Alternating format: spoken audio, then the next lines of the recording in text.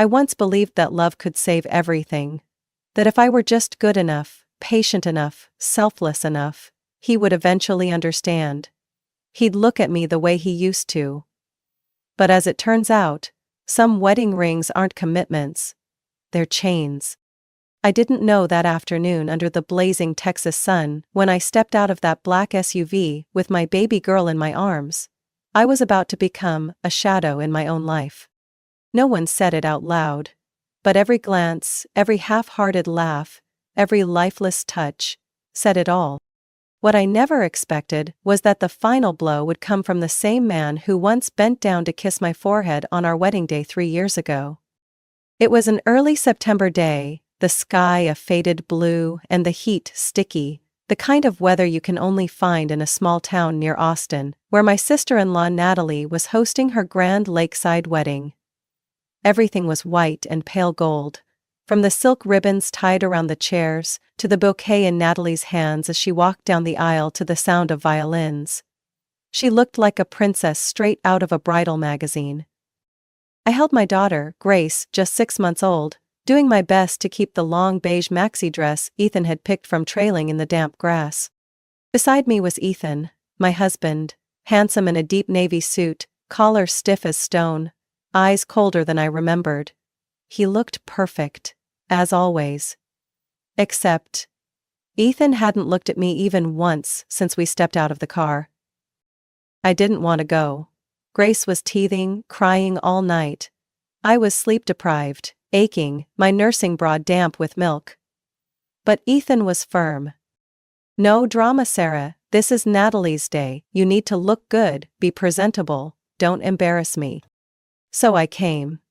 Hair tied up, soft lipstick, my face masked in thick foundation. I'd practiced my smile in the mirror all morning to look as okay as possible. We were seated in the front row, just behind the groom's parents. Ethan leaned over to whisper something to the man next to him and laughed. I reached for his hand under the table, gently, just a subtle, affectionate touch. But Ethan pulled away like I'd handed him a snake. Then he leaned in, his voice sharp and ice-cold against my ear. Don't make a scene. Today, you're just the baby carrier. Look good, shut up, and stay out of the way. I froze. For a second, I thought I'd misheard him. But no. His eyes told the rest. I was invisible. Disposable. In the way. A wave of dizziness hit me, my ears ringing. I let out a quiet laugh, not because it was funny, but because it was the only reflex left in me to survive that moment. Like if I laughed softly enough, no one would notice my heart had just cracked open. I looked around. The other women, the wives with perfectly styled hair and painted nails, smiling, holding their husbands' hands. Had any of them ever been called a baby carrier? Had any of them ever been reduced to that in their own lives? Grace stirred in my arms, her tiny fingers clinging to the chain around my neck like an anchor keeping me from drifting completely. I kissed her forehead, hiding my face behind my loosened hair. I couldn't cry, not here, not in front of his whole family. Not when I knew Ethan was watching me with eyes colder than anything I'd ever seen in him. I used to think Ethan loved me, truly. When we met at a tech conference when I was 27, he was the first person who made me feel like I mattered. But now? I'm not sure I matter to anyone at all. Except Grace?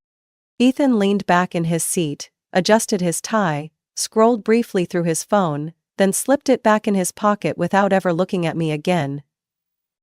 I sat there like a ghost, in the middle of a lavish wedding, surrounded by laughter and clinking champagne glasses. Just me, and my baby girl. And the phrase baby carrier, echoing in my mind like a curse.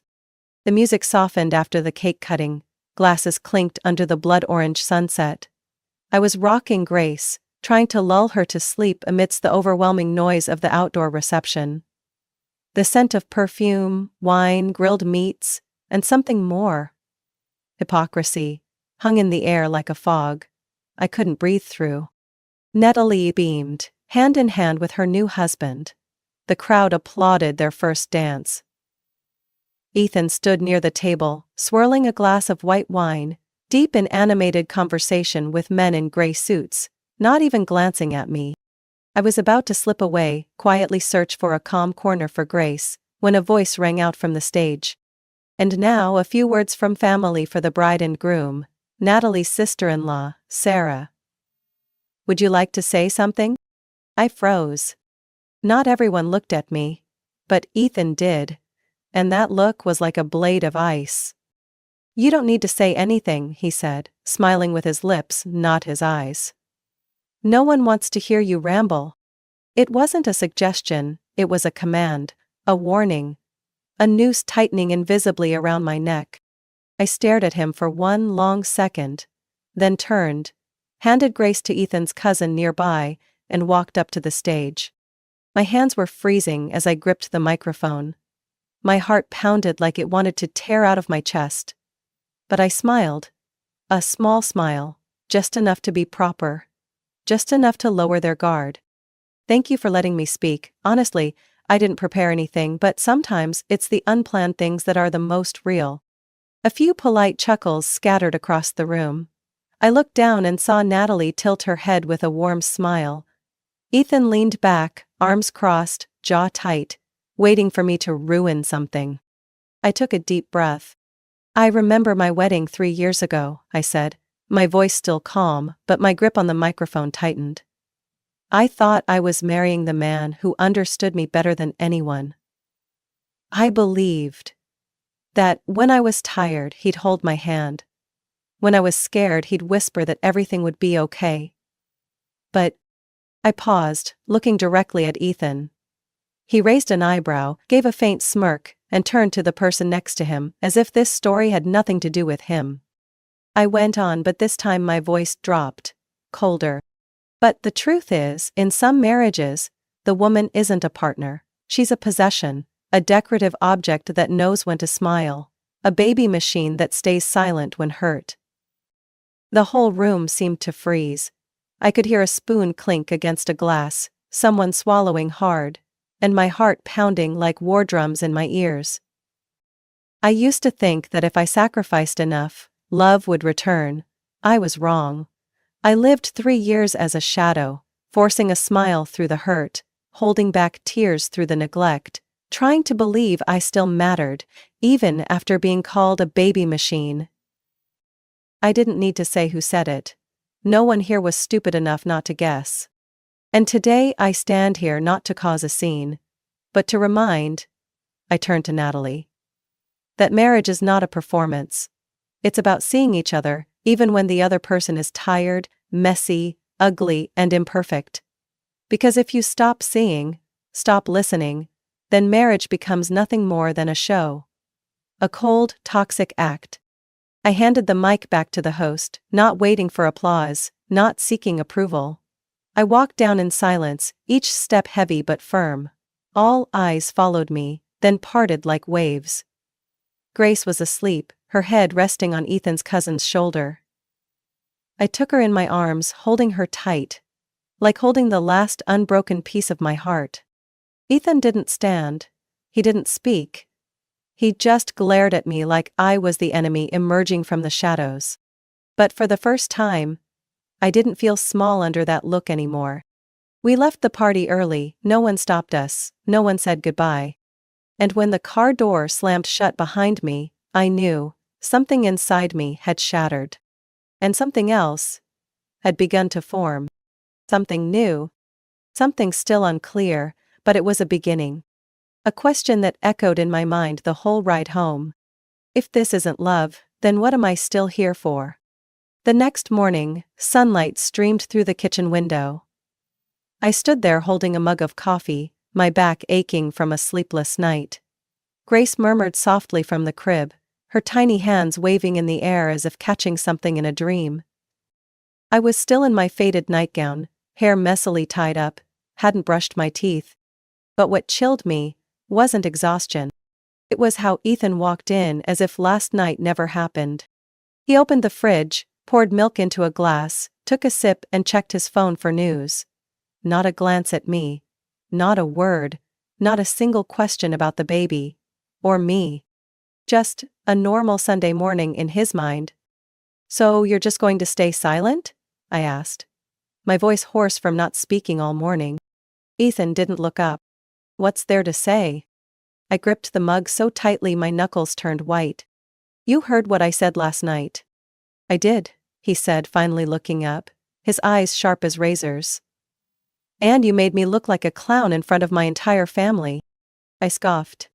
"I just told the truth. If the truth makes you feel ridiculous, maybe you should look at yourself." He slammed the glass onto the table.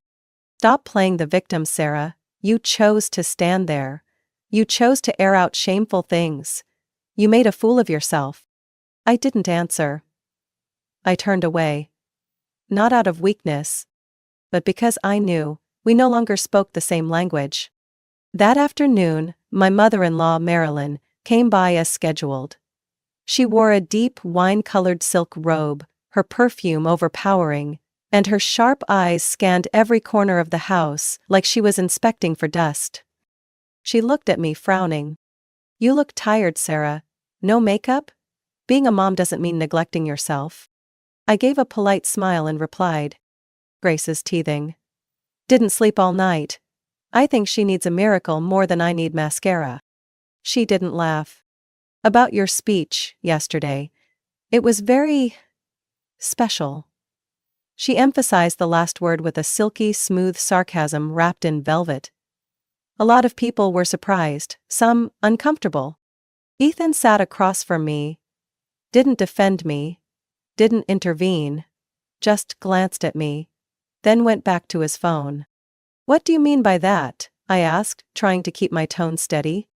"I just think, if you're unhappy with something, you should talk to your husband. Not stand in the middle of someone else's wedding acting like you're the lead in some tragic play." I froze for a few seconds, looked at her, then at Ethan. Both were trying to shove me back into the perfect picture frame they'd built, the agreeable wife, who knew how to keep her mouth shut and protect the family's image. I placed the bottle in Grace's mouth and took a deep breath. "I only said what's true. If someone finds it bleak, maybe it's a truth they just don't want to admit." Marilyn tightened her grip on her purse, tilted her head, and gave a faint smile. "Sometimes the truth needs to be managed, Sarah. A smart woman knows when to speak, not when people are holding wine glasses and eating wedding cake." The days that followed were a terrifying kind of silence.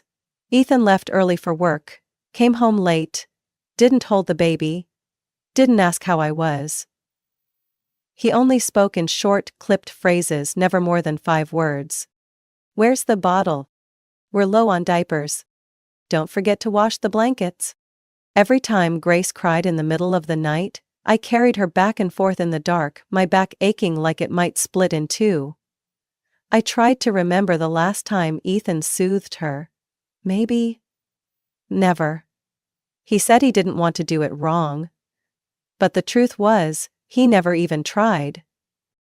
One night, after I'd just finished changing Grace's diaper, I walked into the living room and saw Ethan sitting on the couch, staring at the TV screen, where the wedding was playing on repeat. The exact moment I gave my speech. I stood behind him, silent. "You think you're the hero in this story, don't you?" he said, eyes still glued to the screen. "You think one speech is enough to change everything?" I crossed my arms. No, but it was the first time I heard myself tell the truth, in 3 years. He laughed, a cold, drawn-out laugh.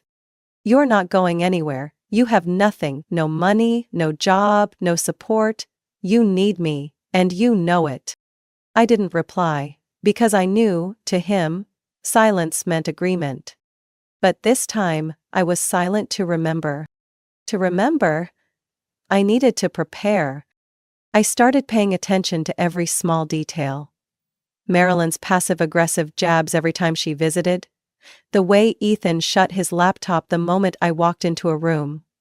The phone calls he abruptly ended when I got close. I could feel it. I wasn't a wife anymore. I was the help. With a baby. One morning, while cleaning, I found a crumpled note in Ethan's coat pocket, a list of expenses. Among them some strange transfers, not for the house, not for groceries. A name I had never heard before. Amanda R. I didn't ask. Not because I was afraid, but because I understood now. Every answer from him was just another layer of disguise. And I no longer wanted lies wrapped in gentle tones. I just wanted freedom. But to reach that, I had to disappear from Ethan's control. And I had already started planning. It began one night in October, when Grace finally fell asleep to the sound of ocean waves playing from the white noise machine. The house was dark. Ethan had gone to bed, his steady breathing echoing from the bedroom, as emotionless as the man himself. I sat alone in the kitchen, the old laptop humming on the table, the screen flickering as I typed the password. The startup took forever, like a weary sigh. My hands trembled slightly as I searched for Adobe Illustrator, the software that once was part of my life, before I became Grace's mom, before I became Ethan's accessory. It took over 40 minutes to download. I discreetly deleted the browsing history, renamed the install file to Baby Photos. When the icon finally appeared, I stared at it like I was seeing a piece of my old soul dug up from the ashes. I opened a new file, my hands stiff after nearly 2 years without designing. The first line I drew was a lopsided circle. But I laughed. I was back. Not to run from Ethan, but to find myself again. I found my old hard drive in a box down in the basement, the place Ethan never bothered to go near. Inside were logo sketches for coffee shops, websites for bakeries, tiny ad campaigns I used to work on back when I freelanced. Those things used to be my pride. Now they were just forgotten memories, buried under his words. I make enough, you don't need to work.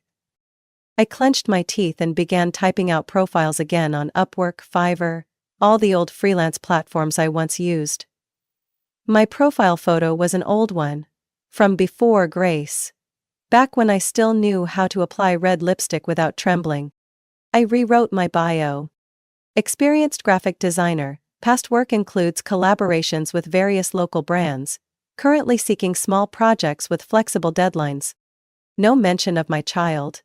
No mention of being kept at home. Just a woman who wanted to work, to earn. Quietly. 3 days later I got my first message. A woman named Jenna, based in Seattle, was opening a handmade candle shop and needed a logo. She offered $40. I nearly cried over that $40. I worked at night, after Grace had fallen asleep. The glow of the screen on my tired face felt like a reminder. You're still alive. I drew tiny flames, soft outlines. Sent over rough drafts along with an apology if it didn't match her vision. Jenna replied, "It's beautiful, you really understood what I wanted, thank you so much." I read that message over and over. No one had thanked me in months. No one had complimented me on anything. In Ethan's world, I was just the one who took out the trash, warmed bottles, folded clothes. But here, I was someone who created something of value. I transferred the $40 to a new bank account I'd opened, under my maiden name, the one Ethan didn't know about. That account became the seed of my freedom. I started staying up later, took on another project designing labels for an organic tea brand. Then a landing page for a startup in Denver. They were small gigs, but every time a client sent feedback, it felt like getting a transfusion. During the day, I lived like usual. Still made coffee for Ethan, still nodded when Marilyn said Grace looked just like her father, still played the silent wife. But every night, when the whole house fell asleep, I came alive again. One day, while organizing my design folders, I stumbled on an old file, a logo I'd done for a furniture brand back when I was single. I used to dream of starting my own design agency. Ethan once said, "I'll invest in you when I have time." He never did. What he invested in was control. I wrote out a list, not a list of escape, but a list of revival. Open, separate bank account. Reinstall software. Work every night. Reset old email password. Look for part-time daycare. Find one-bedroom apartment under $950/month. Update resume. Each item I checked off was another thing Ethan couldn't touch. One Wednesday afternoon, Ethan came home earlier than usual. I was folding laundry. He stood leaning in the doorway, watching me like he'd just figured something out. "You look busy these days." I nodded. "Yeah, lots to do." He stepped closer, picked up a piece of paper from the table. My printed list. Though, I'd cleverly titled it Grace's vaccination schedule. "So thorough," he said, smiling. But it wasn't a gentle smile. It was the smile of someone who knew too much and was waiting to see what you'd do next. I didn't respond. I looked him straight in the eyes. And for the first time in a long while, I didn't blink. That night, I worked until 2 a.m. finishing a design package for a mental health blog. When I sent off the final files, I included a simple message. "I understand what it feels like to be buried in silence. I'm honored to help you find your voice again." I didn't just send that to the client. I sent it to myself. At 3 a.m. I was still in front of my laptop, eyes burning with fatigue, but my hands hadn't stopped moving. Grace slept peacefully in the crib next to my desk, her tiny arms wrapped around a stuffed bunny. The next project was nearing its deadline, a brand identity kit for a startup in Arizona. Nothing glamorous, but they paid on time and the founder respected my work. Simple words like, "Great job," and "This is exactly what I wanted," were things I hadn't heard in years. Each message was a thread, stitching me back together. And then, that message arrived. A notification from Facebook Messenger. The name flashing on the screen stunned me for a moment. Rachel Morelli's. My best friend from college. The one who used to pull all-nighters with me to finish our senior project. The one I once dreamed of starting a design firm with in San Francisco. "Sarah, I just saw your name on the portfolio of a brand our company is working with." "Oh my God, is that really you?" "It's Rachel." I covered my mouth so I wouldn't wake Grace. My heart fluttered like a child being called on stage. "I'm still alive," I texted back with a laughing emoji. "Freelancing at midnight in the kitchen with a 6-month-old. Rachel replied almost immediately. "My company's looking for a freelance designer to support the creative team. Remote work, flexible hours. Are you interested? I can recommend you." I stared at that message. A simple question. But it felt like a door opening to an entirely new universe. An invitation. An opportunity. A lifeline offered right as I teetered on the edge. "I'm very interested, please do, Rachel." 4 days later, I had a Zoom interview with the design team lead, a woman named Marla, around 40, sharp, straightforward. She didn't ask why I hadn't worked in 2 years. She didn't dig into my personal life, she simply asked, "When designing a logo, what matters most to you?" I answered without hesitation. "Emotion." "A beautiful design without feeling is like a song without sound." She smiled. "That's a great answer." That night I received the email. "We're thrilled to welcome you to our design team as a freelance project contributor." When I read those words, I broke down crying. Not because I was weak, but because, for the first time, I had found an exit, not through a window, but through my keyboard. I used the money I received to place a deposit on a separate debit card, then transferred the rest into a savings account Ethan didn't know existed. I opened a new Google Drive folder and named it Blue House Plan. My escape plan. I started searching for one-bedroom apartments within 10 miles of Rachel's workplace, just in case a full-time offer ever came through. I looked up part-time daycare centers with tuition under $700/month that offered support for single moms. Everything was saved, labeled, and bookmarked. Each evening, I played the role of the indifferent wife. But every night, I became a woman quietly building a new world in the shadows. And I had the most important thing. Hope. But then Ethan started noticing. One evening while I was feeding Grace, he sat across from me, resting his chin on his hand like an interrogator. "You've been busy lately." I nodded. "Yeah, picked up a few small design gigs, just passing time." He smirked. I thought you gave up that line of work? I never gave it up, it was just paused. He narrowed his eyes, glancing from my hands to the open laptop nearby. How much are you making? Not much, just enough to buy formula for Grace without having to ask you for every single dollar. A heavy silence fell between us. He leaned forward on the table. What are you trying to prove, Sarah? I'm reclaiming the part of me that I lost. It has nothing to do with you.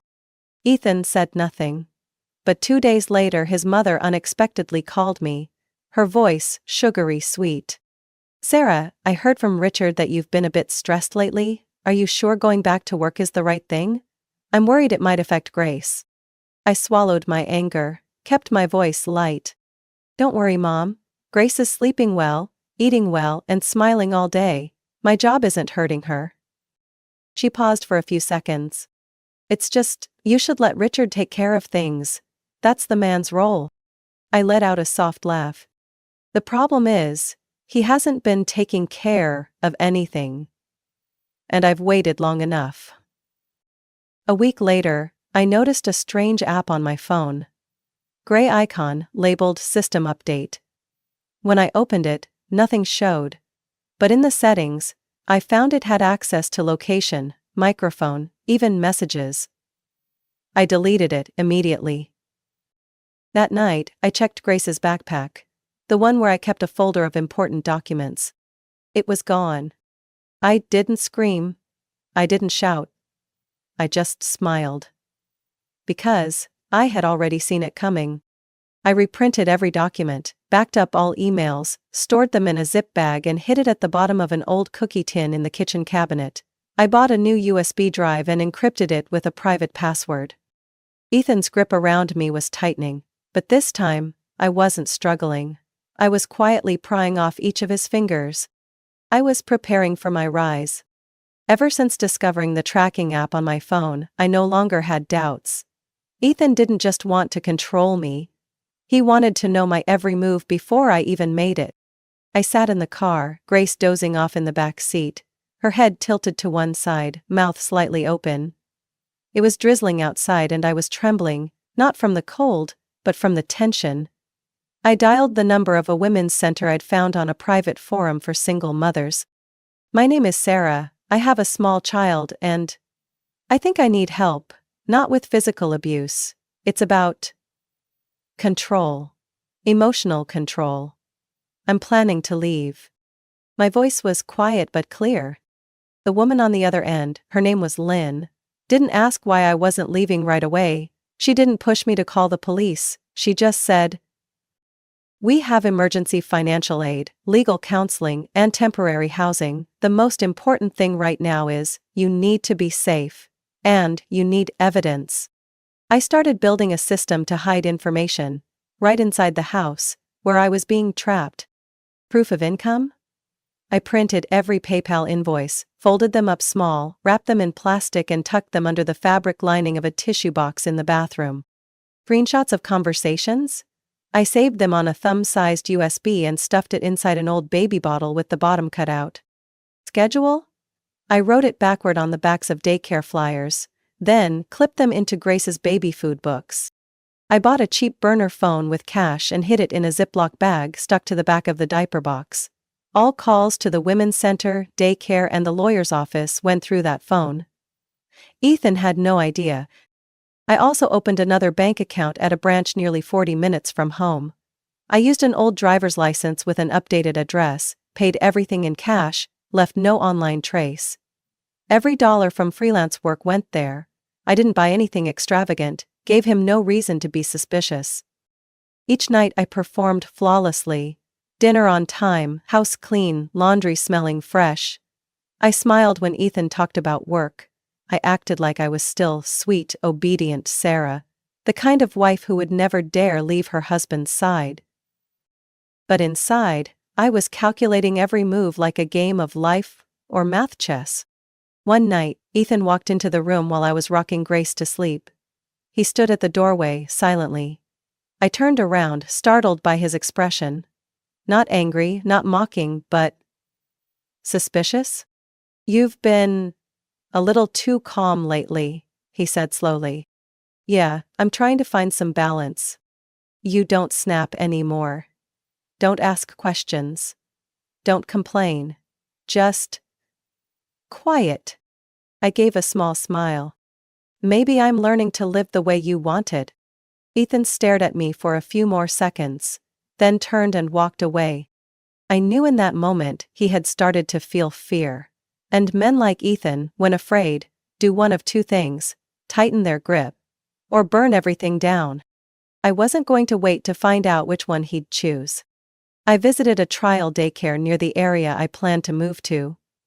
A small house with a white fence and a backyard full of wild daisies. The woman running it, Rosa, a Mexican woman in her 50s, had eyes as warm as my mother's. When I brought Grace in, she immediately crawled toward the colorful toys. She's so bright, Rosa said, picking Grace up like they'd known each other forever. She's the only reason I'm still standing, I whispered. I asked about hours, pricing, emergency procedures, privacy. Rosa nodded and handed me a form. You just sign when you're ready. Don't worry. We don't ask about the past. I stepped back into my car, closed the door and sat in the parking lot for 10 more minutes. Not out of hesitation, but because, for the first time in what felt like forever, the future didn't look like a black hole. That night, when I got home, I found Ethan sitting at the dining table typing on his laptop. He looked up when I walked in. You were out all day. Grocery run. Took Grace for a little walk. He stared at me like he could see through my skin. You planning to go somewhere without telling me? I placed the grocery bag on the table and pulled out a bottle of milk and a box of cereal. I'm right here. There's nothing right here about you anymore, he said, his voice dropping. You're hiding something, I know it. And I will find out. I looked at him, didn't flinch. Then you better hurry up, Richard, because by the time you find it, I might already be gone. That night, I reprinted every document, evidence that Ethan had been monitoring me, my private income, daycare forms, even my moving plan. I stuffed them into an envelope, wrapped it in 3 layers of plastic, tucked it into an old freezer bag, and hid it in the bottom freezer drawer, behind a box of frozen beef Ethan hated. I knew I didn't have much time left, but I also knew I was almost ready. 3:14 a.m. The house was drowned in darkness. The only sound was the low hum of the heater and Ethan's steady breathing from the other room. I sat on the edge of the bed, unable to sleep all night, my mind spinning, hands gripping the diaper bag strap like it was the only thing anchoring me to reality.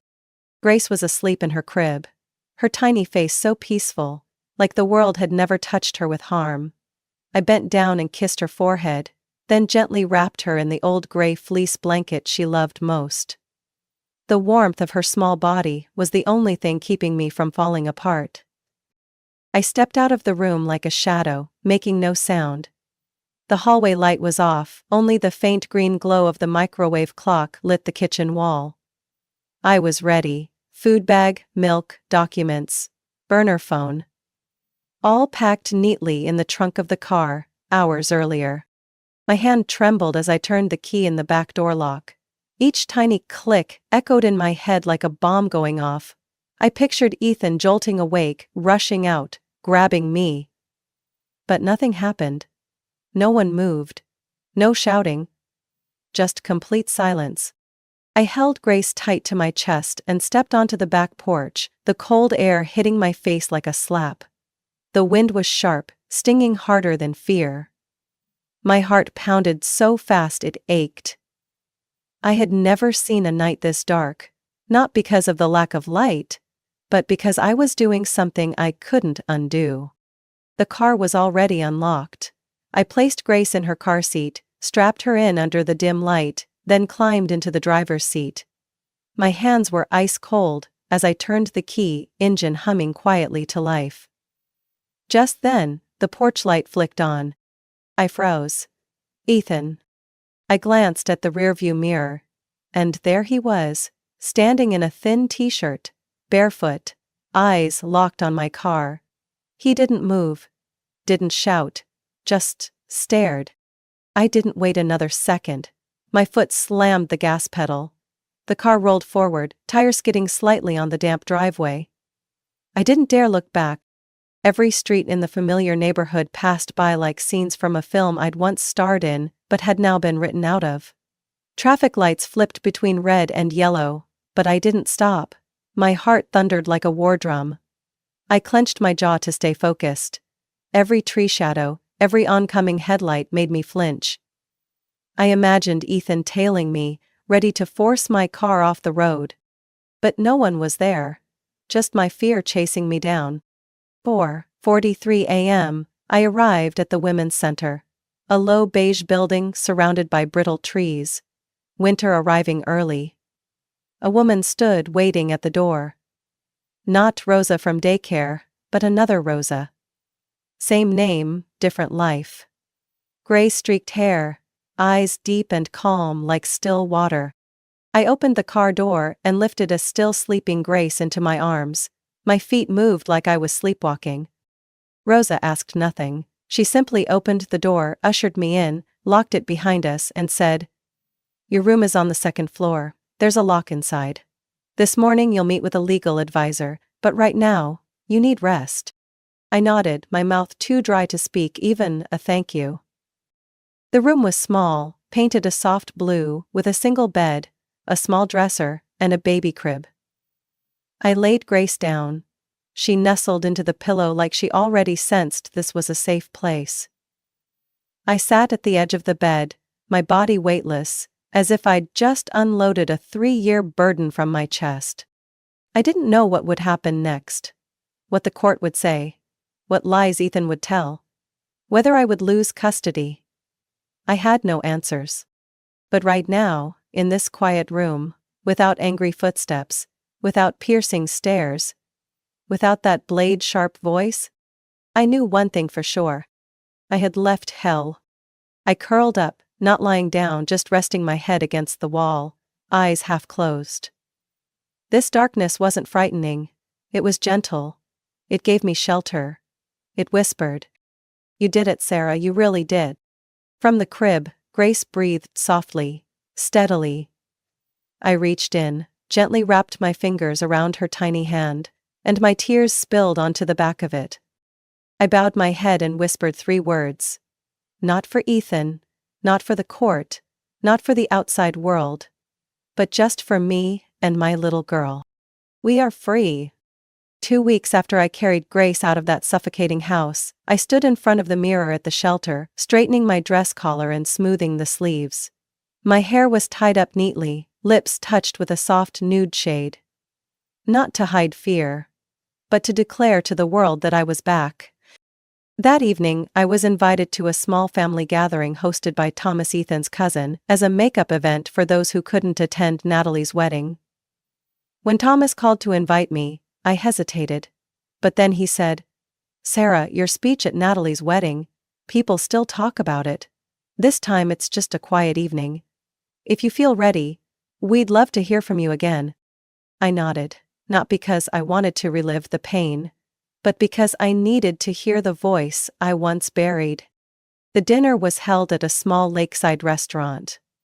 Warm yellow lights hung from the ceiling like tiny stars. The air smelled of wood and a hint of vanilla. Grace stayed with Rosa for the night. She didn't ask questions, just held my hand and said, "Go, you need to stand in the light."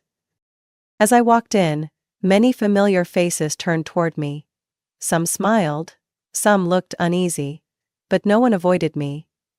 A few light hugs, short questions, "How have you been? Are you okay?" All stopped at safe distances. No one touched the truth of what had happened. At the end of the room, Ethan stood, hands in pockets, leaning against the wall, face like stone. He looked at me with the same stare that used to make me tremble. But tonight, it meant nothing. I walked straight to the head table where Thomas stood holding the mic. He smiled and handed it to me. "No one speaks truth like you. If you feel like saying something, now's the time." I took the mic and stepped forward. The room quieted. Every eye turned to me. In the soft light, I was no longer the broken wife. No longer the invisible baby machine. But someone rising from the ashes. I didn't need notes, everything was already in my heart. I know some of you may be wondering where I went, why I left the family I was once part of, whether the rumors are true, that I lost control. Some people glanced at each other. A soft cough echoed from the corner. Ethan remained still, expressionless. I looked directly at him. Richard says I was paranoid, that I left because I wasn't stable enough to be a mother, a wife. But I'll say this clearly and publicly so he doesn't have to whisper behind my back anymore.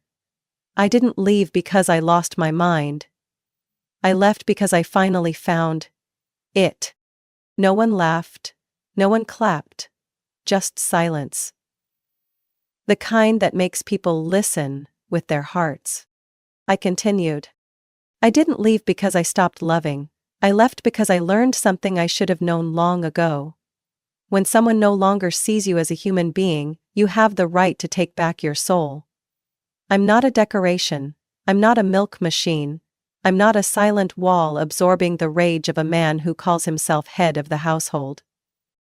A whisper behind me, oh my God. I didn't care.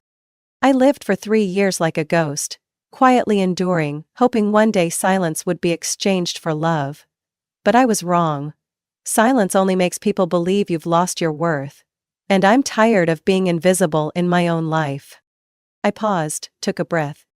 Tonight I stand here not to complain, not to blame, but to say one thing. I chose to leave, and it was the bravest decision of my life. I chose to save myself. I chose to love myself. More than I chose to keep someone else comfortable, who stopped loving me a long time ago. I looked toward the back of the room. Ethan still hadn't moved, but his jaw was tight, his face red, out of anger, or shame, or both. But I didn't stop. I don't know what the upcoming legal battles will look like. I know I'll face accusations, judgment, even betrayal. But I'm ready. Because now, I'm no longer the woman who stays silent. I'm Grace's mother. I'm a designer back on her path. I'm a woman who knows her worth. And I will never lose it again. I bowed slightly, returned the mic, no applause. But I didn't need it. I left the stage and walked straight to the door. As I passed Ethan, I paused for just a beat. He looked at me, eyes narrowing as if calculating his next strike. But I said one sentence. Soft enough for him to hear, sharp enough to stick. This is the last time I walk past you. Next time, I'll walk right over you. I didn't look back. Outside the air was cool, the night still deep, but this time I walked in my own light. From Sarah's story, I learned that not all wounds bleed. Some come from silence, from emotional control, from becoming invisible in your own life. But from that same place, I understood that courage doesn't always scream. Sometimes, it's the quiet act of a woman carrying her child out of darkness and into the light. Freedom begins the moment you choose yourself, even if the world turns away. What do you think of Sarah's journey? Would you have done the same in her situation? Share your thoughts in the comments below. And don't forget to follow the channel for more powerful stories about family and life. My name is Piper Emerson. I'm 33 years old. The last time I had Christmas dinner with my family was over 8 years ago, in a red brick house on the outskirts of Minneapolis, where every wall was covered with pictures of my brother Blake, as if the entire house was a shrine to the perfect son my parents adored. From a young age I knew exactly where I stood in the family. A quiet shadow, easy to overlook. While Blake got a brand new bike every summer, I received hand-me-down running shoes from Mom, the kind she'd bought on Black Friday 3 years prior. Blake was the family's golden boy. Football team captain, straight-A student, and always had custom sandwiches packed by Mom for practice. And me? I was once left behind at school during a long parent-teacher night because no one realized I hadn't come home yet. I never said it aloud, but I remember my 16th birthday vividly. Blake got a brand new Toyota Tacoma. Me? Mom handed me a gas station cupcake and said, "I'm busy, you understand, right?" I nodded. I was used to no one really caring. Holidays were always emotionally exhausting. Every Christmas I had to prepare myself. One year, Blake got new Beats headphones, a Nike hoodie he had wanted, and a pair of authentic Jordans. I received a peppermint-scented candle and a pair of wool socks. Dad even joked, "To keep your feet warm while you try catching up with your brother." The way they spoke made me feel like I was some failed project they no longer had the patience to fix. I used to think it was just in my head. But my senior year in high school proved every doubt I ever had. By then, Blake was a sophomore at the University of Michigan with sky-high tuition, fully funded by our parents, including housing and a brand new MacBook. When I asked Mom if I could apply to a design school in Chicago, she frowned and said, "How much can you make with design? Be practical, we're not as financially comfortable as before." But we had enough for Blake, I said, before I could stop myself. Mom paused for 3 seconds, then replied coldly, "Your brother had a clear direction. You've been jumping from one thing to another. I can't throw money away." I didn't respond. I just remember walking out of the living room, my throat tight, fists clenched around a scholarship application I had spent an entire week writing. When Blake came home for spring break that year, Dad threw a small family party. That gathering burned itself into my memory. During the toast, Dad proudly declared, "We have a real source of pride. Blake, with a 3.9 GPA and an internship offer from General Motors, we couldn't be more proud." Applause erupted. I sat at the corner of the table in silence, my plate of cold salad untouched. No one mentioned that I had just been awarded a full-ride scholarship to a top tech school in Boston. Not one question. Not one congratulation. Aunt Carol even asked what I was doing these days.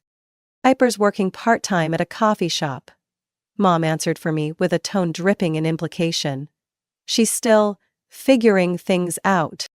I remember Aunt Carol's pitying look and her reluctant nod, like I'd just announced I was repeating a grade. In that moment, I realized one thing clearly. I'd have to handle everything myself, and no one in that house truly believed I could succeed, or even deserved to. I didn't enter the world of tech because someone guided me. I stumbled into it like a lost traveler chasing a faint light at the end of a tunnel. One afternoon in March of senior year, while cleaning the school library for a few extra bucks, I found a thin paperback left behind on a shelf. Python for Beginners. I don't know why I didn't return it like the others. I took it home, turned on my desk lamp, and started reading. The first lines of code looked like a foreign language, yet they were strangely captivating. From that night on, I knew I'd found something that made me feel valuable. I started downloading materials, watching free online videos, pulling all-nighters in my cramped room just to type basic code as if my life depended on every keystroke. I didn't have a mentor, but I had something even more important. The will to prove I wasn't useless like they believed. 3 months later, I submitted a full-ride scholarship application to Brighton Institute of Technology in Boston, a public school with a strong cybersecurity program. I didn't tell anyone, not Mom, not Dad, not Blake. I submitted it at 3 a.m. while the house was asleep, and the wind rattled the window panes. 6 weeks later, I received an acceptance letter. I packed in silence. Mom thought I was moving to an apartment near my part-time job. "Don't forget to close the fridge before you leave," she said without even looking up. I didn't blame her. I was used to it. The interstate bus ride took nearly 8 hours. I sat by the window, watching the leafless trees fade behind me. Each mile stripped away layers of old memories, leaving behind a new version of myself, ready to begin again. The dorm was old but warm. My roommate was Talia, a brown-skinned girl from Detroit, majoring in robotics, with a laugh like wind chimes. That first night, we sat on the floor eating instant ramen and sharing secrets only those scarred by family could understand. I worked part-time at a coffee shop on Concord Street near the campus library. Each shift lasted 7 hours. My feet throbbed from standing all day, but every night I still opened my laptop to write code, like a solo warrior training in the dark. In my second year, I landed a summer research grant, assisting on a medical data encryption project in collaboration with a local hospital. It was the first time my name appeared as a co-author on a research paper. I printed it out, tucked it in a notebook. Not to brag, but to remind myself I was on the right path. I graduated with honors at 27. While my classmates posed for pictures with parents and family, I walked out of the auditorium alone, holding a bouquet Talia gave me. But I didn't feel lacking. For the first time, I felt complete. 3 weeks later, I accepted a job offer from Sentinel Secure, a firm specializing in security systems for financial institutions. Within 12 months, I was promoted to lead a project team overseeing transaction security for 3 major banks in the Northeast. What people once dismissed as dry technical work became the backbone of safeguarding hundreds of millions of dollars every day. I wasn't just fixing bugs, I was stopping threats. And that felt more powerful than any praise I had once begged my family for. 30. The company awarded me a personal bonus of $135,000 after my data breach prevention system launched internationally. I used it to buy a 2-bedroom apartment in South Boston, just 4 blocks from the place where I used to wash dishes. I pinned a world map to my wall and marked every place I wanted to go.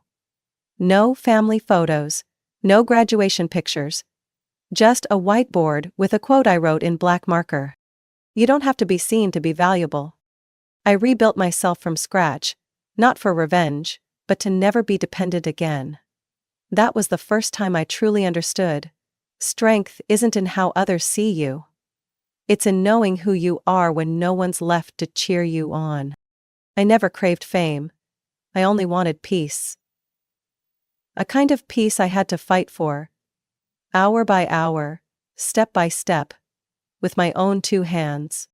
At 31, I signed an exclusive deal with an international bank headquartered in Toronto, transferring the security framework I'd spent over 10 months building. They didn't just pay well, they offered a one-time royalty payment of $150,000 after tax. Their legal rep emphasized, "This IP is going to save them millions annually, that number is fair." I didn't call anyone to share the news, I had no one to call. Instead, I sat in my cramped Boston apartment, opened the cheapest bottle of white wine I'd been saving, and played Here Comes the Sun by the Beatles.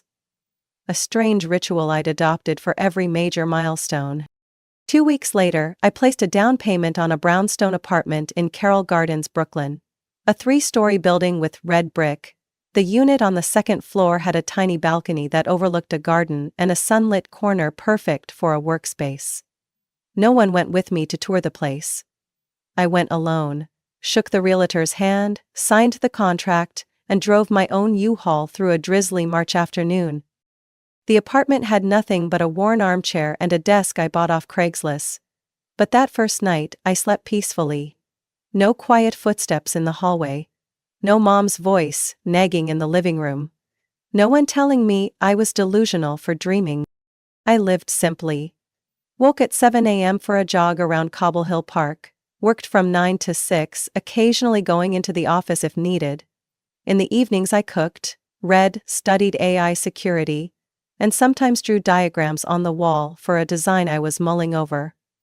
No one pushed me, no one waited for me, and I felt whole. My friends, the ones I chose, not the ones assigned, were all uniquely good and fiercely resilient. Lisa was a lawyer turned carpenter. Jaden, a freelance photographer who dropped out of college to care for his ill mother. And me? I was Piper, the cybersecurity engineer who disappears and reappears, with a product that leaves corporations speechless. We didn't meet often, but when we did, it was genuine. No one asked about Blake. No one mentioned my parents. They understood. Some wounds don't need reopening. Just silence and space to scar over. 8 years had passed, and I hadn't called home once. My mom's number was still in my contacts, marked, "Do not answer." Every holiday, I received the same chilly emails from my dad, things like, "Happy Thanksgiving. Blake says hi." No name, no apology. Nothing had changed. Each time, I'd reply with the same sentence. Received. No response necessary. I wasn't angry. I just no longer had the energy to hope. Sometimes when I passed the bakery where I once worked, I felt like a ghost who'd died in another life. That messy-haired girl, scrubbing floors in the middle of a snowstorm? She was gone. In her place was a calm woman who knew her worth and no longer needed anyone's approval to confirm it. Occasionally at work, someone would ask, "How come Piper never brings a date to the end-of-year party?" Or, "Where's your family? Do you go home for the holidays?" I'd just smile and say, "I like keeping things private." And in New York, that answer was enough. People here understand that some silences are sacred. I didn't build an empire to show off. I built a world strong enough so I'd never be shoved out of one again. That's why I kept all my financial assets under an LLC, listed under a college friend's name. A safety net, in case someone accidentally remembered I still existed. One October night, while working late, my phone rang. The screen lit up. "Kayla? Cousin." I blinked. It was a new number. A message followed instantly. "Piper, do you have a minute? It's important. Uncle Henry and Aunt Janice are trying to reach you.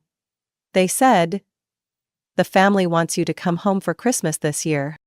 I didn't reply to Kayla's message right away. I left my phone face down on the desk for 2 days. In the meantime, I went about my work as usual. Zoom meetings with Japanese partners, testing the internal alert systems, reviewing every line of code in a patch for a European banking project. But every time I looked up during a break, my eyes lingered on the corner of the screen, where Kayla's name still hovered in an unread notification. On the evening of the 3rd day, I sent back a single message. "If they truly want to see me, let them send an invitation." Less than an hour later, an email from my mother appeared in my inbox. Subject: "Come home, the family will be complete this Christmas." The content read like a cold administrative memo. "Piper, we hope you'll come home on the 24th. Blake and his family will be here too. Everyone's looking forward to seeing you after all these years." No mention of what had happened, no hint of remorse, just an order, dressed up as goodwill. I should have deleted it. I knew that. But instead, I sat there, staring at the line, "We hope," and exhaled long and slow. Maybe I needed to face them one last time, not for acceptance, but to finally close a chapter that had always lingered, unfinished, between 2 pages. On December 24th, I drove 6 hours from Brooklyn back to Bloomington, Minnesota. Snow lined the streets. Christmas lights twinkled on suburban rooftops. But house number 7129 looked exactly the same as when I left. Faded beige curtains, a rusted nameplate, and a barren flower bed out front, like a quiet, lasting insult. I rang the doorbell. It took nearly a full minute before footsteps approached. My mother opened the door, her face frozen, like she'd seen a ghost returned from the dead. "Oh, Piper, it's really you. Who else were you expecting?" I said, my voice calm but sharp enough to make her flinch. She pulled me in with a stiff hug. "You look different." The house still smelled of cheap cinnamon spray and vanilla candles, the scent of old Christmases I'd taught myself to forget. The living room was packed. Blake stood in the center, loudly recounting how he almost sealed a major real estate deal. His voice, booming like he was the CEO of a Fortune 100 company. "Piper," Blake called out when he spotted me. "Everyone, look! The mystery guest has arrived. What's the matter, hiding somewhere coding like a hacker?" A few scattered laughs. I pressed my lips together. "Hi, Blake, and no, I wasn't hiding, I was working. Probably in some tech basement, right?" He slapped my shoulder like he was bestowing some honor. "What do you even do now? Reset passwords for people who forget them?" I didn't answer. I glanced at his wife, Jessica, standing a few feet away, cradling her pregnant belly, scanning me head to toe. She leaned in and whispered something into Blake's ear, and both of them chuckled. My mother stepped in. "Just leave your things there, honey. Your old room's now Ollie's playroom." Blake needed an office, so we rearranged. You'll sleep on the sofa in the reading room. It's cozy. There's a fireplace. I nodded. Not surprised. Not disappointed, just confirmation of what I'd already known. At dinner, I was seated at the far end of the table, next to the wine cabinet, directly across from the entryway. Blake sat center stage, going on about blockchain for high-end interior design markets. Someone asked what I did for a living. Before I could speak, my mother cut in. Piper does something with computers. Probably some kind of technician. I set down my knife and fork. I'm a systems security engineer at Tech. I manage the integration of data protection frameworks for 3 major banks in the Northeast. I was promoted last month. A few seconds of silence, then Blake raised an eyebrow. Whoa, sounds impressive. Anyway, we're actually looking for funding for a really promising real estate app. If you're free, maybe you can help us with the back end? No, I said evenly. I don't work for free. Especially not for people who don't respect what I do. Blake's face tightened. My mother sighed. Why do you always have to take everything so seriously? It's Christmas. I smiled faintly. And today's the day. I see clearly. After all these years, none of you have changed. The room fell silent. Jessica cleared her throat. My father looked away, avoiding my gaze. I took a sip of water, then stood up. I'll clean my plate. After that, I think I'll head out early. Piper, my mom called out, you just got here. I turned, eyes steady. No, Mom. I've always been here. You just never actually saw me. Christmas morning. Laughter echoed from the living room, the sound of gift wrap being torn and excited screams from the kids. I woke up stiff from the hard reading room sofa, my back sore, neck aching. Light spilled through the frosted window, glinting off the folded blanket my mother had left with the comment, "You used to sleep on the floor when you were little, remember?" I walked out silently, watching the family gathered round the tree, piles of presents under it. Silver paper, red ribbons, shopping bags from Nordstrom and Macy's. Each name was called out with fanfare. Blake, here's your Patagonia jacket. Jessica, this is from Mom and Dad, the newest juice extractor. For little Ollie, a dinosaur building set and an iPad. Each package came with compliments, cheering, and warm hugs. I stood in the doorway, holding a cold cup of coffee, waiting to hear my name. 1 minute, then 2, then 10. Finally, when everything had been handed out, my mother glanced around and clapped her hand to her mouth. Oh my goodness, Piper. I'm so sorry, I thought there was one. Maybe it got mixed up while wrapping. Blake snorted, not bothering to hide his amusement. Just like when we were kids. Remember the year you thought you were getting a game console? Turned out to be yarn and socks? Jessica laughed, adding, Seriously? Poor thing. But also, kind of funny. I said nothing. I simply stepped into the center of the room, set my coffee down on the table, and pulled out a small, neatly wrapped box from my bag. I have a gift too, I said, my voice low but steady. It's for myself. I opened the box. Inside was a hexagon-shaped metal keychain engraved with my name, Piper Emerson, and the logo of a luxury building in Park Slope. I held it up, letting the Christmas tree lights glint off the brushed steel. This is the key to my new apartment. I closed on it last week. No one reacted immediately, then my mom blinked. Apartment? Where? Park Slope, Brooklyn. 2 bedrooms, 2 bathrooms, top floor, balcony overlooking the park. Jessica blurted out, Brooklyn? That's expensive. Are you renting? No, I said, not taking my eyes off Blake's. I paid in full, no mortgage, used my year-end bonus. The energy in the room shifted like someone had pulled the plug on the music. Blake sat up straight. What kind of bonus pays that much? I slowly placed the key back into the box and looked around the room. The security system framework I developed for an international bank was just approved for rollout. The IP rights are mine. After tax, the bonus was $152,000. I used part of it to buy the apartment. Mom stammered, 152 after tax? Yes. And that's not my total income for the year. Blake leaned back, arms crossed.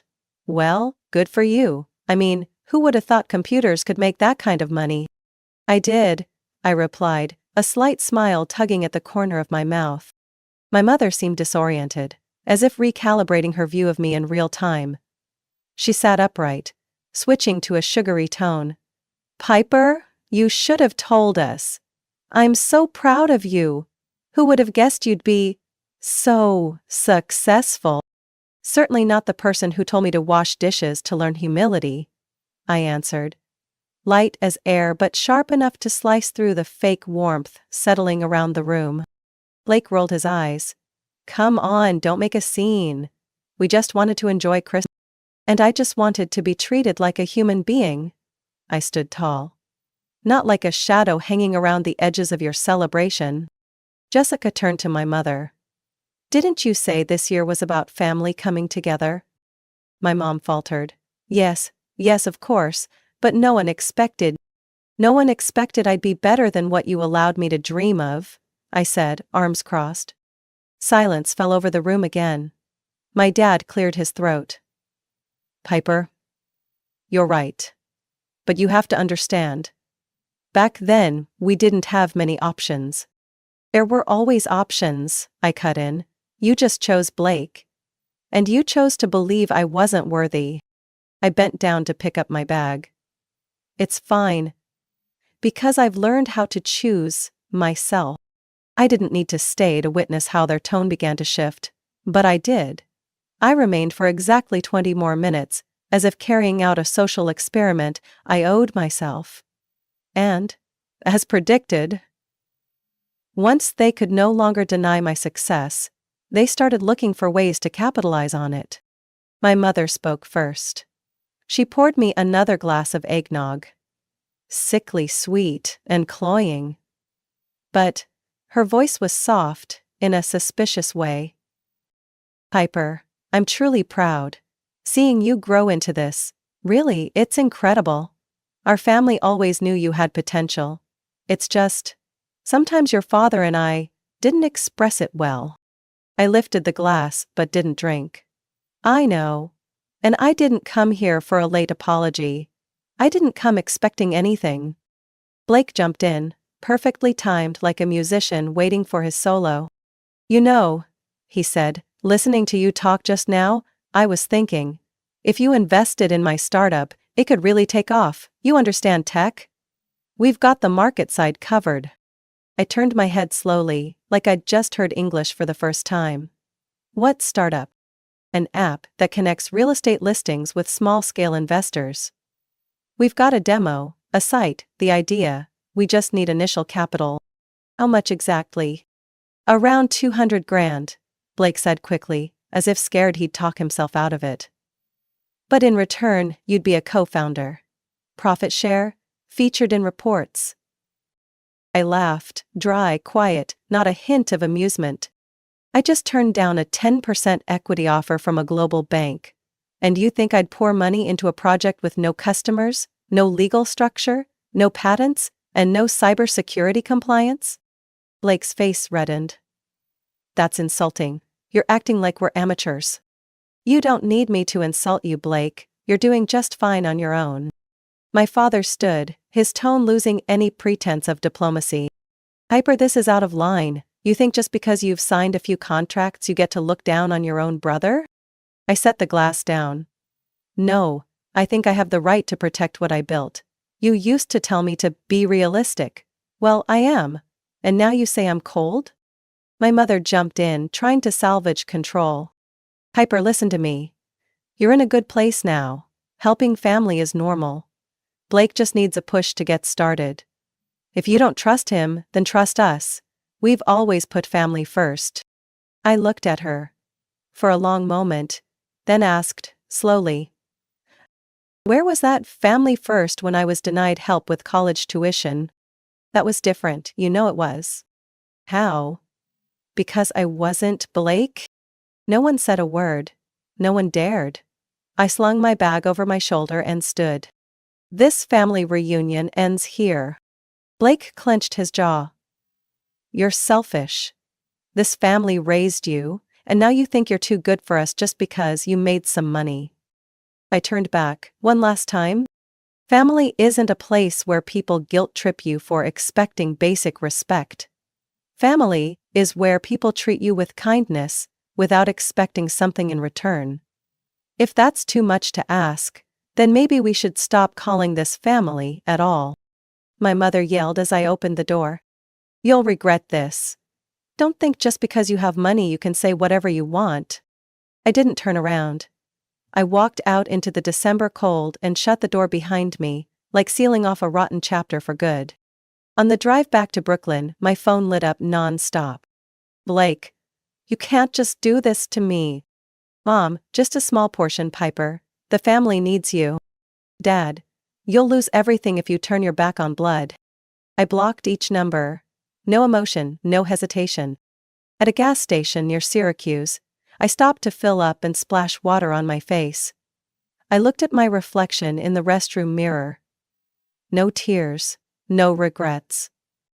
I had walked away once, at 23. But this time, I wasn't just leaving the house. I was closing the last door I'd ever kept slightly open. The one labeled Hope.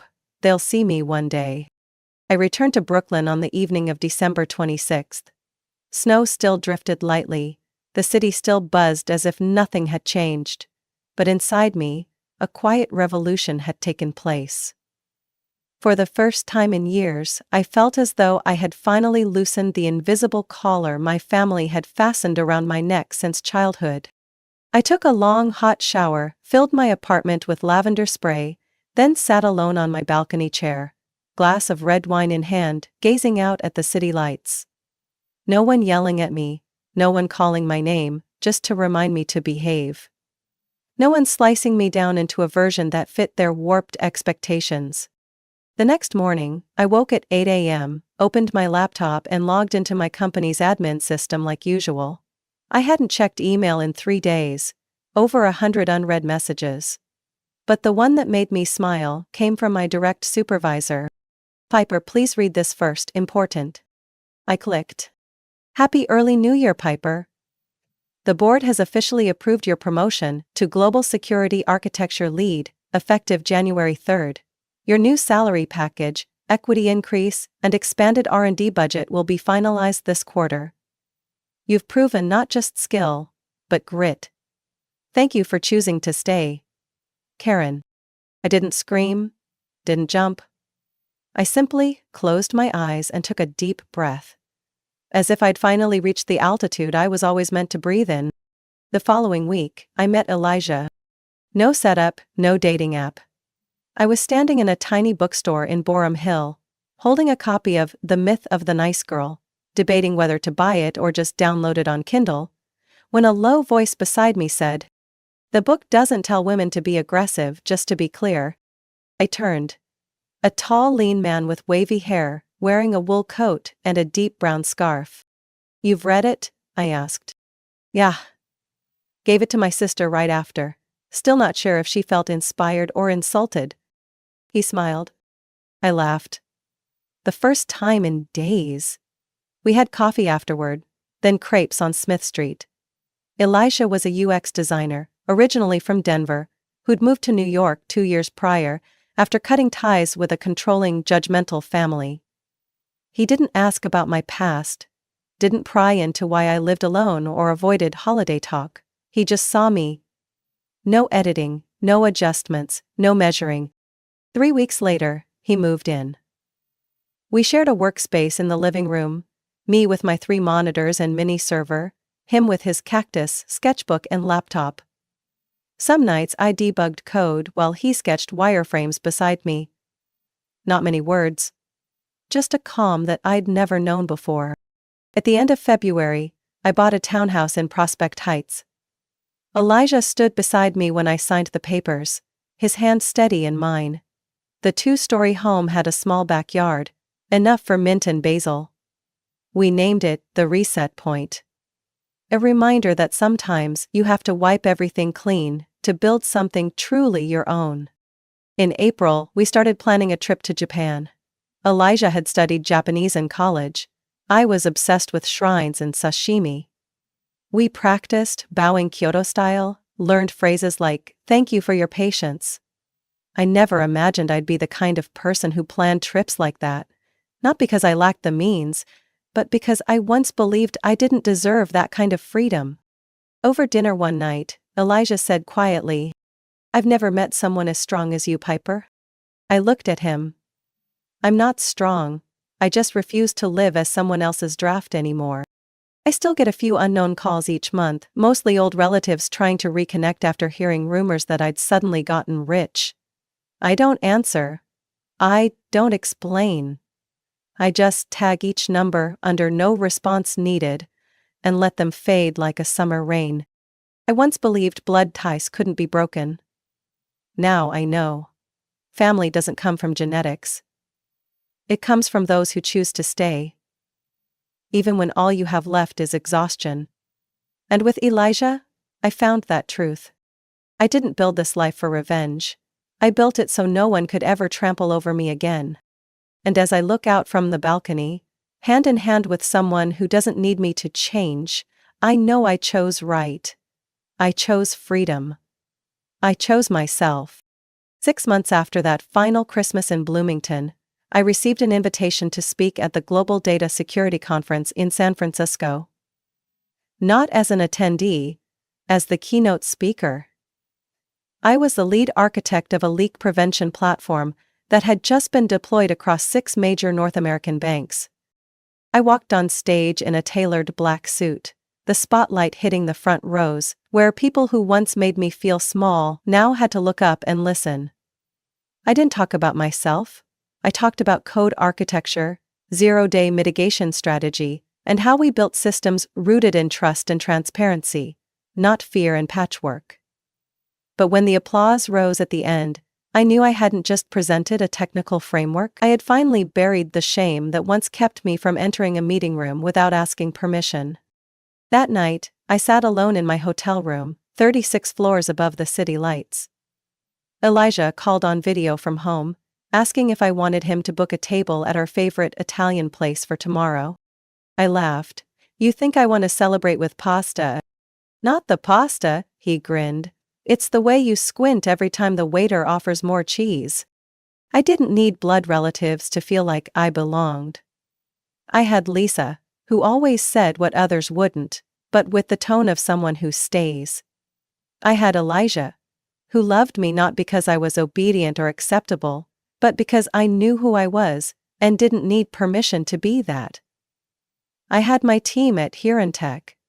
People who trusted me not because I had connections, but because I earned it. Line by line, decision. I still get messages from a few relatives, mostly phishing attempts. "Your mom says you just bought a new house. Think we could drop by sometime?" What? Mike's under a lot of pressure. Maybe a word from you would help snap him out of it? I read them. I don't reply. I'm not angry. I've simply outgrown it. I used to think that freedom required forgiveness. Now I understand. Not everyone deserves it. And peace doesn't always have to be paid for in tears. Some things, you just lay down and walk away from. One Saturday afternoon, Elijah and I sat on the backyard steps, sipping mint tea from our own garden. He was reading. I was sketching an interface for a nonprofit project focused on senior data privacy. He looked up. "Do you think they'll ever regret it?" I didn't need to ask who they were. I closed my notebook and looked at the open sky. "Maybe," I said. "But it doesn't matter anymore." Elijah nodded. "Because you don't need them?" I smiled. "No. Because I no longer need their approval to know I matter." That evening, I posted a photo on social media. A small kitchen, warm light, 2 glasses of wine, with a caption, A family isn't where you're born, it's where you're seen and allowed to be. Over 3,000 shares.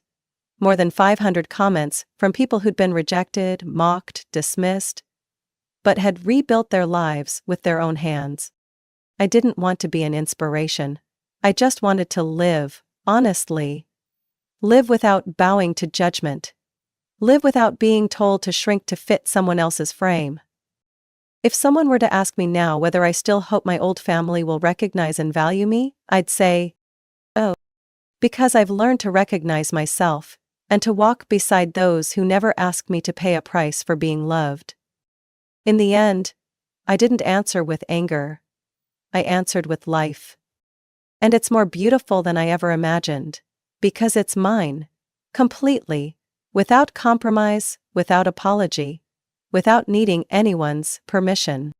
Piper's story proves that true validation doesn't come from blood, it comes from the life you choose to build. When we cut ties with toxic relationships, we don't lose, we're set free.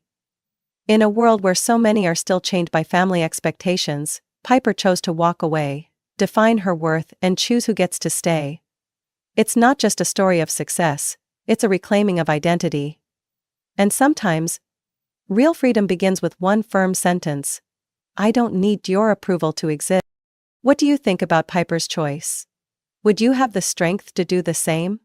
Share your thoughts in the comments. And don't forget to follow the channel for more powerful, real-life stories about family and self-liberation. No one ever thought a holiday like Thanksgiving could become a turning point in my life. But I still remember every minute, every second of that afternoon. The smell of garlic butter from the turkey lingering in the air, and the dining table perfectly arranged like it was awaiting some grand ceremony. I had waited for that moment for weeks, longing to sit beside my mother and sister, longing to see what remained of our family, even just for a few short hours, something like what I used to know, what I once believed still existed. But my name is Elizabeth Harding, and I'm 38 years old. I'm the head of the pharmacology department at a major hospital in northern Seattle. The job demands absolute precision, sharp attention to vital signs, and an ability to endure pressure that many others can't handle. But I love it. I love knowing I'm playing a part in someone's survival, even if it's just by prescribing the right medication. I don't have children. I'm not married. My life revolves around my job, a small apartment in Queen Anne, and a few medical books I read when I'm worn out. But I've never seen that as a loss. Because for me, there was still my mother, Donna, and my younger sister, Rachel. The only two people who ever made me feel I wasn't alone in this world. This year was the first in 3 years that we had all agreed to bring back Thanksgiving dinner at my place. Rachel's usually busy with her fashion and lifestyle marketing on Instagram, where she has over 150,000 followers. And my mom often travels or attends community events in town with her new husband, Gordon, a man I've never really been close to. Still, when they both agreed to come to my house for dinner at 6 o'clock, something rare lit up in me. Joy. I started planning the menu on Monday. Mushroom stuffed turkey, mashed potatoes with salted butter, pumpkin tart, and the candied sweet potatoes with marshmallows that Rachel used to love back in high school.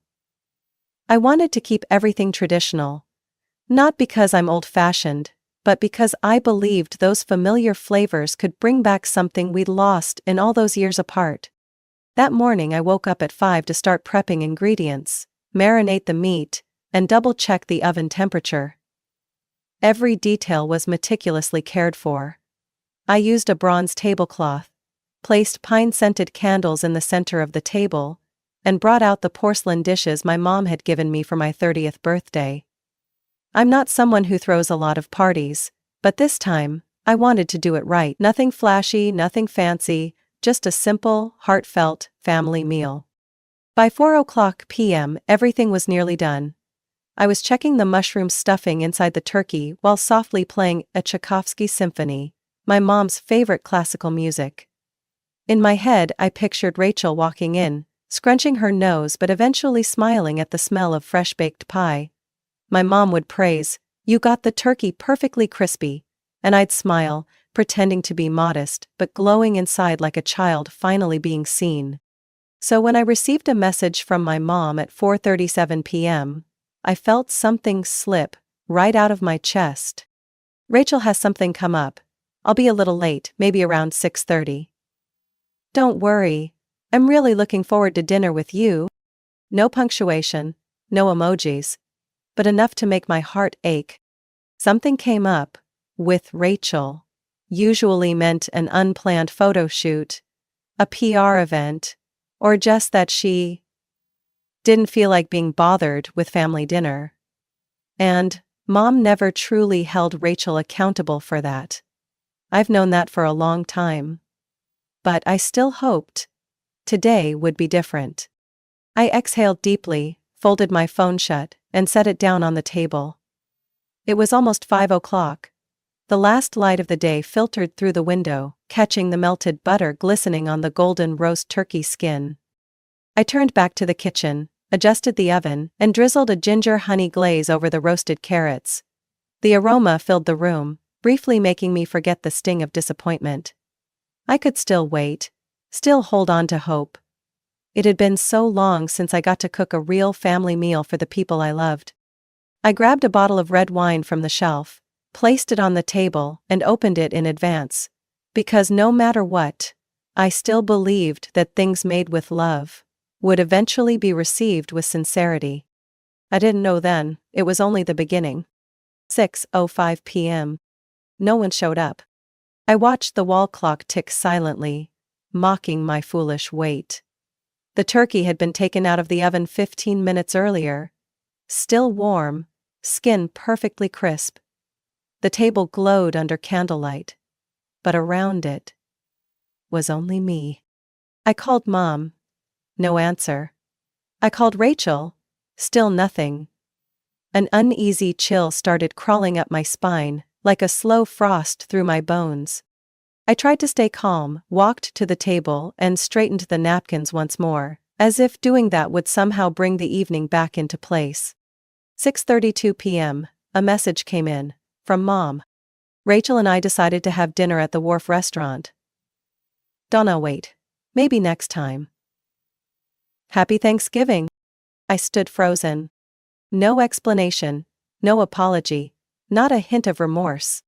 Just a few cold clipped words, like the snow now beginning to fall gently outside on the rooftops. I read the message again and again. Part of me still hoped it was a mistake, a joke, a mix-up. But then, laugh. Not imagined, real, echoing from the living room. I turned sharply, my face drained of color as I saw it, the pantry door I rarely used, slowly creaking open. Rachel jumped out first, phone in hand, laughing hysterically. My mom, Donna, followed behind, holding her stomach as she cackled like she'd just watched the best comedy of her life. God, did you see your face when you read that message? Rachel said, still laughing. So freaking adorable. Surprise, Elizabeth, my mom chimed in.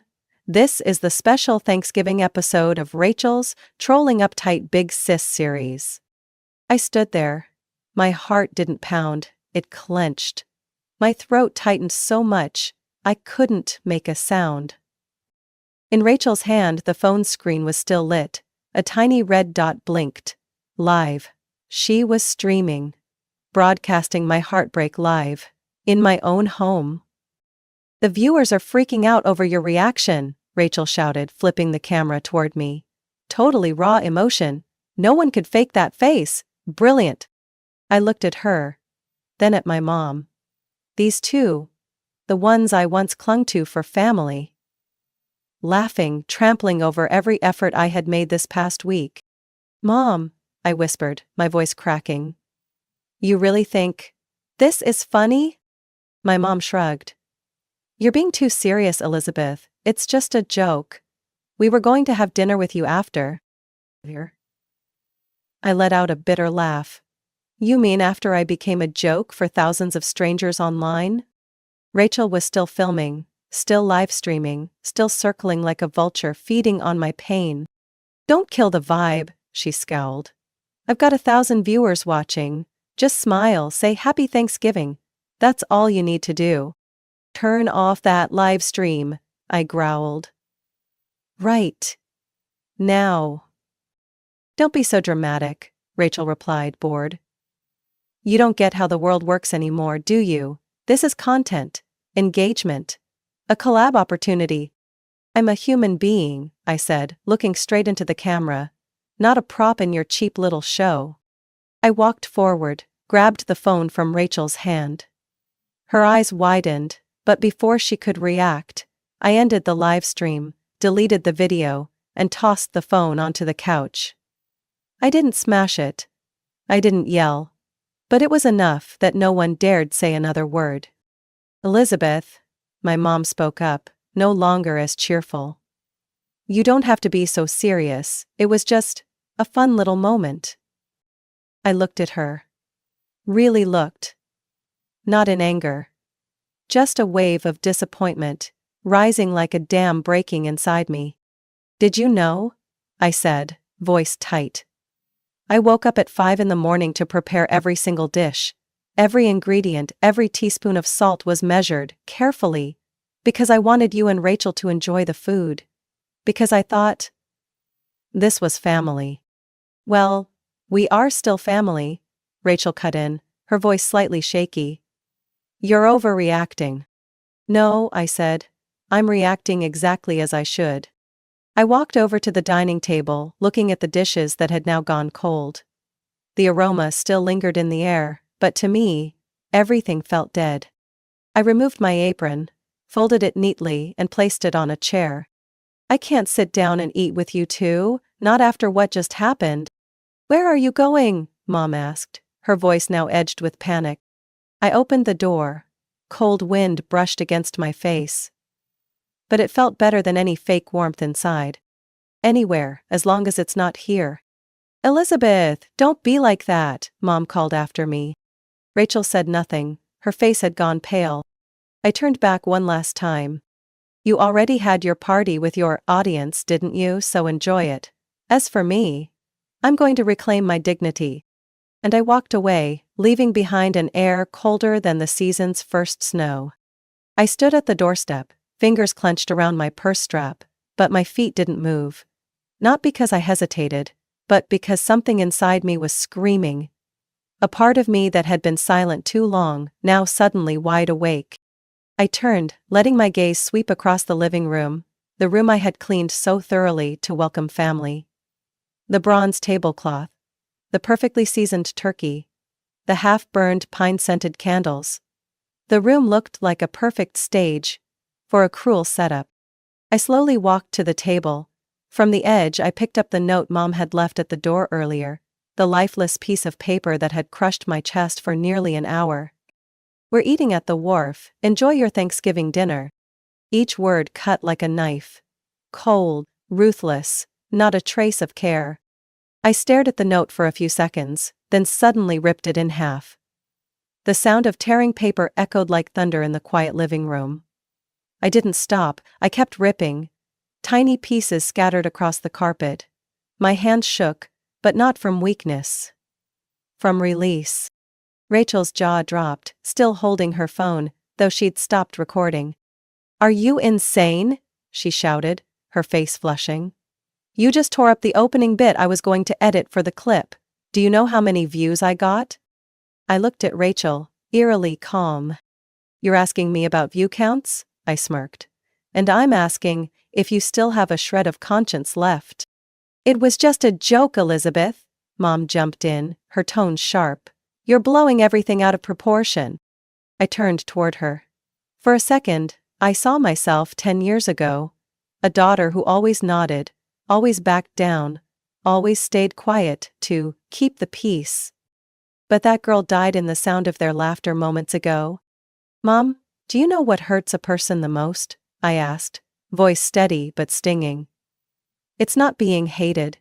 It's being turned into a joke by the people they trust the most. My mom fell silent. I waited. I hoped. I cooked every dish like it was the last time I'd eat with you and Rachel, and you used me as a tool for clout on that garbage platform. Rachel rolled her eyes and turned away. You're always so dramatic, you never understood the world I live in. No, Rachel. I stepped closer, locking eyes with my sister. I understand perfectly. Your world is built on clicks, on sponsorships, on going viral. Mine is built on principles, on real emotions, and today, you stomped all over them. I turned, grabbed my coat and purse, headed for the door. Elizabeth, where are you going on a night like this? Stay. We'll reheat the food. Mom's voice now sounded panicked. I looked at her one last time. Cold, like the snow outside the window. I'm not a dish, Mom. You can't reheat me after throwing me away. I pulled the door open, the wind howled into the room. If you walk out that door, don't expect me to repost the clip with a positive spin, Rachel shouted from behind. I looked back, one last time. You can keep your clip. I'll keep my dignity. And I walked away. The street was empty. Wind rustled through the bare trees. I walked without knowing where I was headed. But I knew. I had just walked out of a house that no longer felt like home. I never thought I'd have to escape from my own family. But maybe it was necessary. Because some meals are never meant to be eaten again. And some wounds will never heal if we keep staying near the ones who cut them open. I don't know how far I'd gone. My feet were frozen stiff, my face numb from the night wind. The glow of a lit-up storefront ahead made me stop. A 24-hour grocery store. I stepped inside, hands trembling as I wrapped them around a cup of hot cocoa, like it might ease the sting inside me. I opened my phone, scrolled through the missed calls list. 10 from Mom. 4 from Rachel. No texts. No apologies. I cleared them all. Then froze when I saw an old message. Sent 3 days ago. Beth, if you change your mind, come by. We're doing Friendsgiving like every year, still the same old apartment. Mark's here, Julia too, and James is here as well. You know him? The handsome chef. Christine, my college friend. The only one who truly understood that I liked quiet, but always pulled me out of my shell every holiday. I had turned her down, saying, "This year, I'll be with family." I let out a bitter laugh. Family. I looked at the clock. 8:12 p.m. The party was probably still going. I bit my lip, hesitated. A part of me still wavered, afraid of the pitying looks, the awkward questions like, "Why are you here alone?" But then I thought, at least they wouldn't turn my pain into public entertainment. I quickly texted, "Christine, if there's still room, can I come?" The message was seen in just 20 seconds.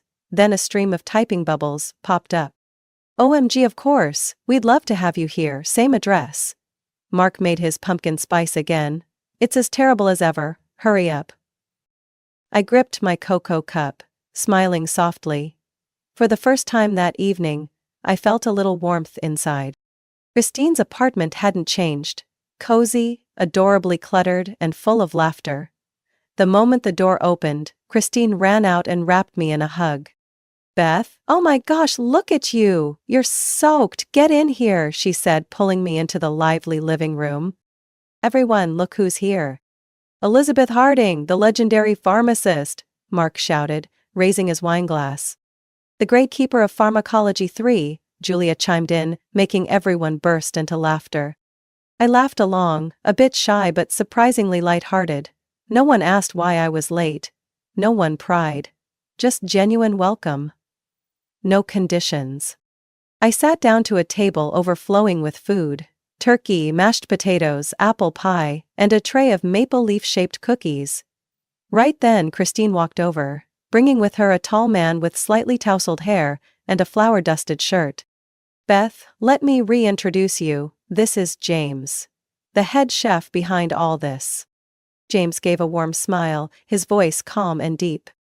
"Very nice to finally meet you, Elizabeth. Christine talks about you all the time." "I'm not sure if I should be honored or terrified," I replied with a small laugh. He sat next to me and poured me a glass of warm apple cider. Something about his presence made the air feel gentler. No showmanship, no noise. Just a quiet steadiness that settled the room. "Christine said you're a pharmacist?" James asked, eyes lighting up. "That's right, I work in the pharmacology department at Evergreen Hospital, Been there over 10 years now. That's fascinating. I've been planning to open a wellness-focused restaurant emphasizing nutrition and health.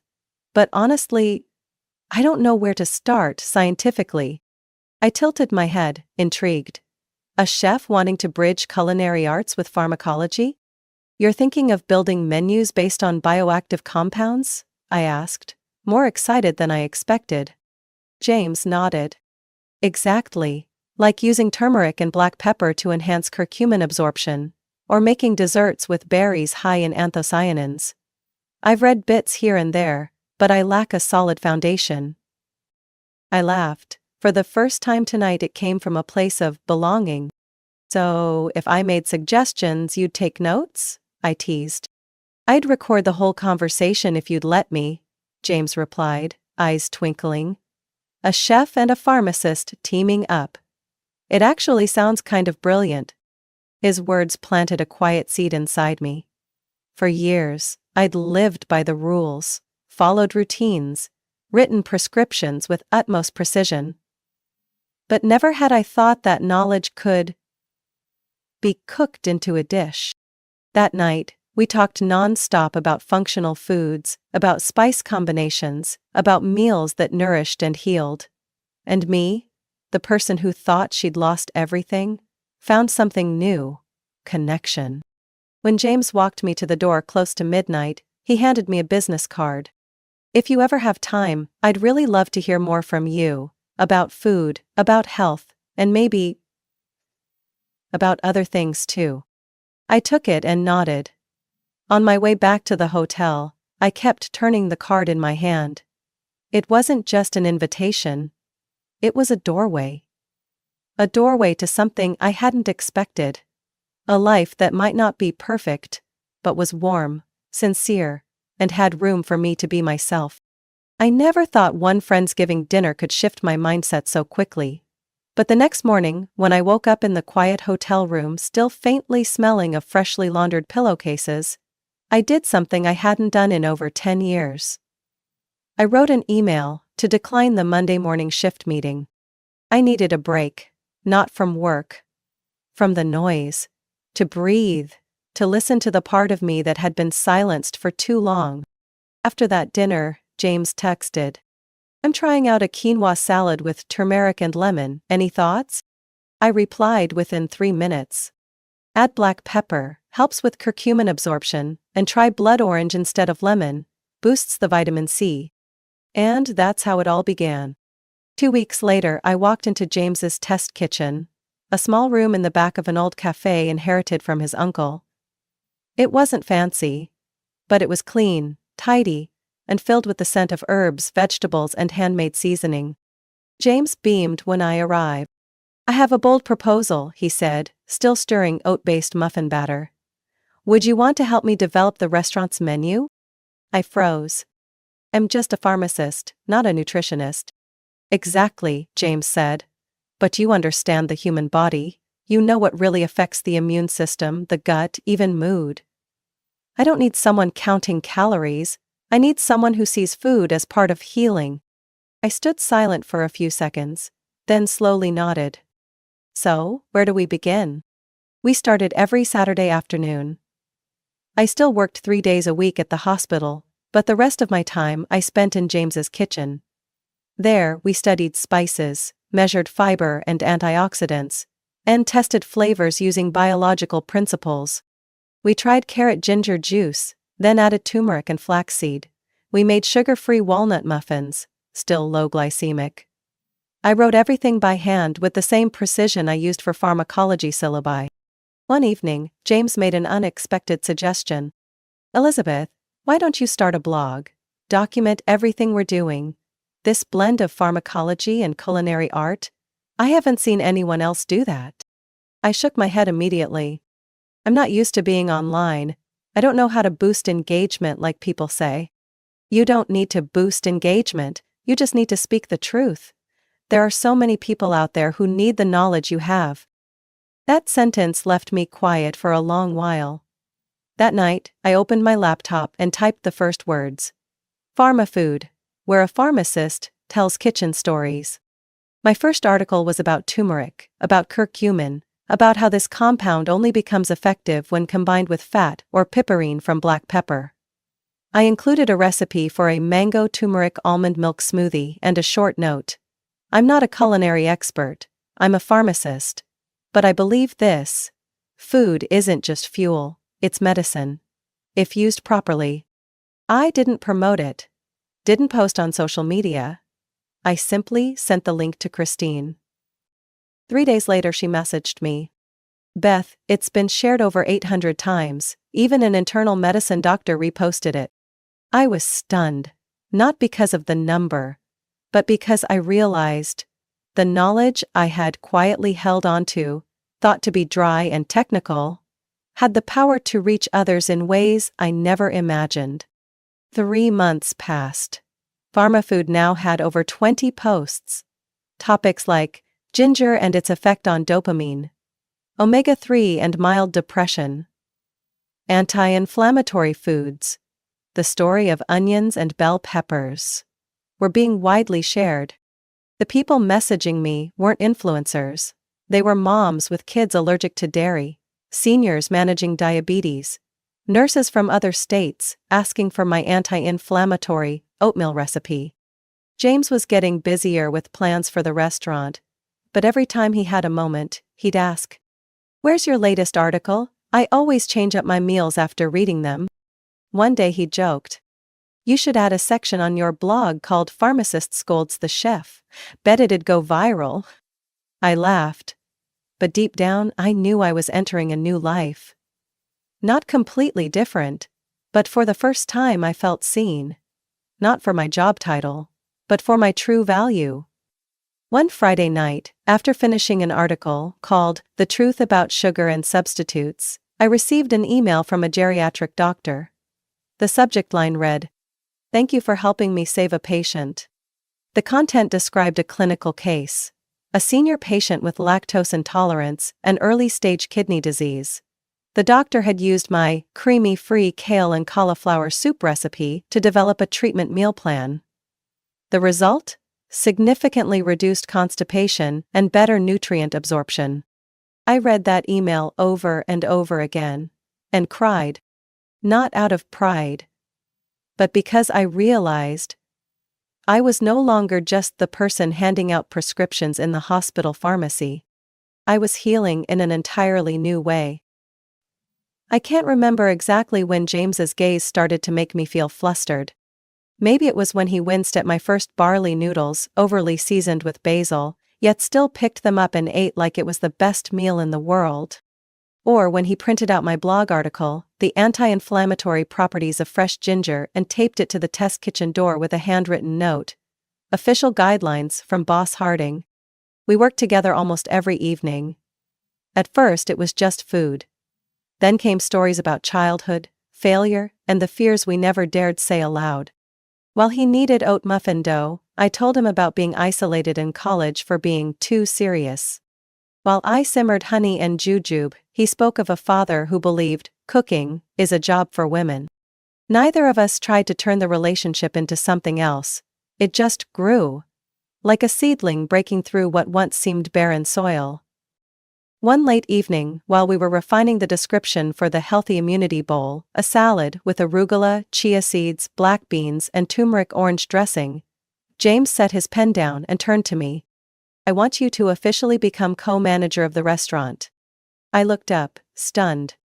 "James, I don't have business experience. I'm a pharmacist. I just write a blog and help test recipes." "No," he interrupted. "You're the heart of the menu. You're the reason this restaurant is more than just tasty, it has purpose." I looked into his eyes. Direct. Warm. Nothing showy. And for the first time in years, I lowered my guard. "If I say yes, I won't be doing it just for the science," I said, voice soft but steady. He smiled. A slow smile, but one that carried a long-awaited answer. "Good, because I'm not asking just for the menu either." Healthy Delight opened on a chilly Saturday morning in early March. No flashy signs, no big marketing campaign. Just an open space, light-toned wood, large windows for sunlight, and small handwritten boards describing each dish's benefits. In the right-hand corner there was a small bookshelf, where I displayed printed versions of pharma food posts. One elderly lady came in 3 days in a row just to read the article Food and Cortisol. We didn't expect the crowd that came in during the first week. Christine brought her entire yoga group. A physician from my old hospital showed up with a team of nurses to try the spicy, Middle Eastern quinoa. James worked in the kitchen and I handled the front, explaining ingredients, the anti-inflammatory effects of black garlic, or how lentils help stabilize blood sugar. For the first time, I saw medical knowledge not locked behind a hospital door. It was alive, approachable, and immediately helpful. 3 months later, a reporter from Seattle Local Life came in for a meal. A week after that, we were on the front page of their Innovative Businesses of the Year section. Healthy Delight, where the menu is crafted by a chef and a pharmacist. The article highlighted the surprising fusion of culinary arts and pharmacology, emphasizing our unique view of food, not just as a calorie source, but as a tool for disease prevention. A month later, a producer from Morning Seattle reached out, inviting us to share our journey from prescription pad to prescription plate. I nearly said no. I wasn't comfortable with spotlights. But James took my hand. Gentle, but firm. Just talk the way you do in the kitchen. No performance needed, you are the story. I looked at him. In that moment, I knew. This wasn't just about business or recipes anymore. It was about something I wanted to hold on to, protect, and walk alongside, all the way to the end. On the morning of the television broadcast, I wore my old white lab coat. Not because I still worked at the hospital, but because I wanted people to know. This wasn't some sudden detour, but a continuation of a long journey. James stood beside me, wearing a brown apron, still teasing with a grin. You look like you're about to give a vaccine, not cook. I laughed, but deep inside I knew. I had never felt more in the right place than I did at that moment. We presented the dish, turmeric flax noodles in shiitake broth, both anti-inflammatory and great for digestion. I explained the benefits of beta-glucan, while James walked through the 3-day broth-making process. The host only needed 2 spoonfuls before nodding with approval. Tastes great and kind of feels like I'm drinking a vitamin. The segment ended with a question that caught me off guard. Elizabeth, if you could choose again, would you still become a pharmacist? I smiled. I still am a pharmacist. The only difference is, now, my prescriptions are edible. That night, after James finished cleaning the kitchen, he turned to me with an unusually serious look. I know we've done a lot of big things, but I want to ask you the smallest and most important question. I looked up, heart starting to race. James pulled out a delicate silver ring and gently placed it in my palm. Elizabeth Harding, will you walk with me not just in the kitchen but through life? I didn't speak. I simply nodded. A nod that carried everything I had lost. Everything I had found again. And everything I chose to keep. The morning our Morning Seattle episode aired, I was sitting at the restaurant's small bar, hadn't even taken the first sip of my coffee when my phone began to buzz non-stop. Messages, emails, even notifications from the pharma food blog. Traffic had quadrupled in just a few hours. But what truly made me freeze wasn't the flood of positive audience feedback. It was the message on my screen. From Ashley. I saw you on TV. Maybe, if you have time, could we talk? I set my coffee down and sat in silence for a few seconds. It had been almost a year since that Thanksgiving night. Since I tore up the letter Mom left and walked away from a house that no longer felt like home. Also nearly a year since the last time Ashley called me sis, instead of uptight or anti-social. I didn't respond right away. But all day, I couldn't shake the feeling, a strange mix of familiar and unfamiliar. Like a door I thought had long been closed was suddenly cracked open again. That night, after the restaurant closed, I told James. He was quiet for a while, then nodded. If you need to talk to them, I won't stop you, but remember, you're no longer in a position where you have to bow your head to be loved. I looked at him, my throat tight, not because of what he said, but because he saw me. More clearly than my family ever had. 3 days later, I agreed to meet Ashley at a small cafe near the waterfront. Not my usual spot. It was the place she always posted about when checking in her luxury life. I arrived first, picked a seat by the window. Far enough from others to avoid stares, but not so isolated that it felt hostile. Ashley arrived after. She walked in wearing her familiar beige coat, light makeup, hair neatly tied. Her appearance was polished, but her eyes were hesitant. Nervous. "Hey sis," she said so softly I almost didn't hear. I nodded. No smile, but no hostility either. "You can talk." Ashley sat across from me, grabbed the glass of water already at the table, but didn't drink. She stayed silent for nearly 30 seconds, then exhaled. "I know, after what happened. I ruined everything." I said nothing. Let her continue. "That video after you left, it went viral fast. I thought it would be like every other time. Funny, shocking, then a few sponsorships would come in." She clenched her hands. "But this time, people weren't laughing. They called it emotional abuse. Said I used my own sister for views. A few brands canceled their contracts. I lost over 5,000 followers in just 3 days." Her voice trembled, but I stayed silent. "I tried to apologize, but you never responded, and I didn't know what else to do. Until I saw you, on TV." She pulled out her phone and showed me a photo of her TV screen. I was smiling, holding a plate of food, the Healthy Delight logo behind me. At that moment, I was stunned. I couldn't believe someone like you was on television, not just because of how you looked, but because you stepped out of that comfort zone you always clung to. I smirked slightly. "You're surprised I decided to live my own life?" Ashley paused, then slowly nodded. "And because you looked really happy." We sat in silence, then I looked directly at her, calm but firm. "Ashley, I don't hate you.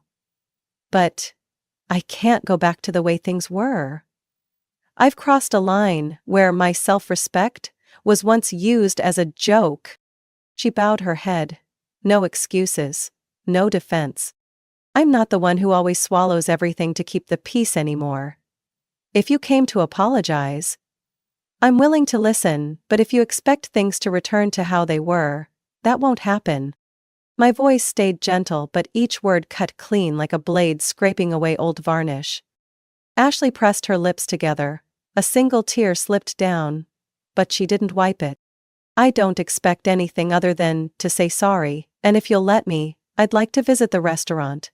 Make a reservation, try your food. As just a regular customer." I paused for a moment, then nodded slightly. "Call ahead. I don't give family priority seating." She let out a quiet laugh through her tears and nodded. "Fair enough."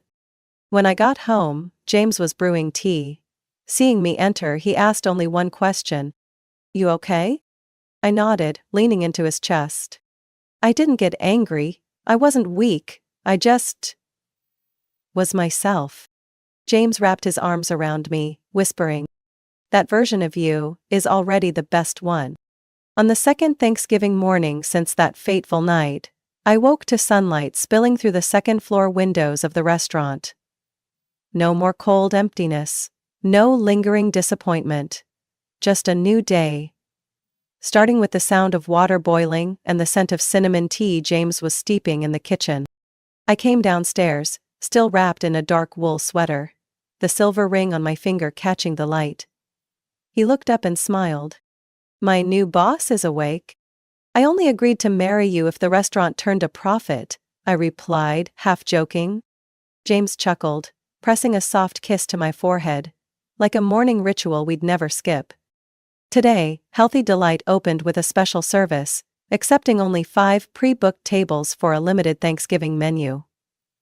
I had spent the entire week developing the recipes: herb-marinated roast turkey, whole wheat berry salad with dried apricots and walnuts, carrot ginger turmeric soup, and a no-sugar pumpkin pie for diabetic guests.